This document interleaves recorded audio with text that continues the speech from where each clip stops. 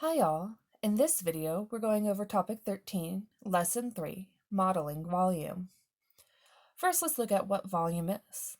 Volume, or V, is the number of cubic units needed to fill a solid figure. In other words, how many 1 unit by 1 unit by 1 unit cubes fit in a larger shape. Let's look at what the formula is for this. There's two different formulas we can look at. The first formula, well, first let's draw a shape. Let's say we had a cube.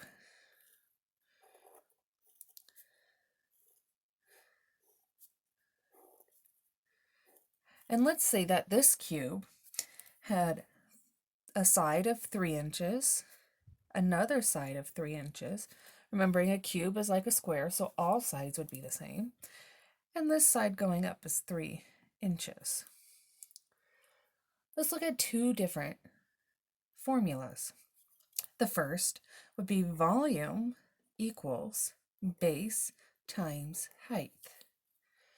Now in this formula, we need to remember that in order to find base, we multiply these two numbers, the base of the shape, which would be basically your length times your width.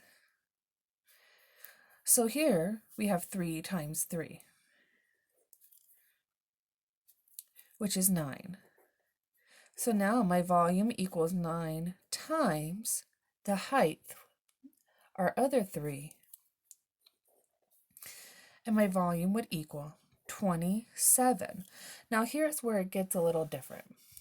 Rather than having inches squared, which is what we're used to with area, now we're finding the cubic.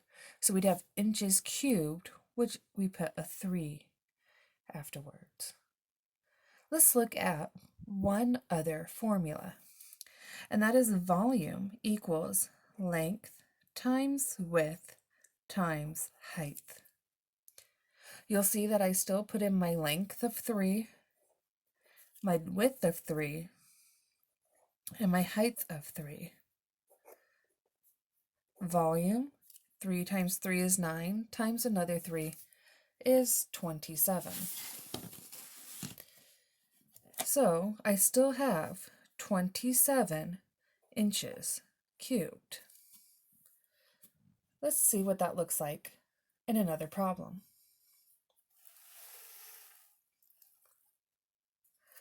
Let's say we have a rectangular prism.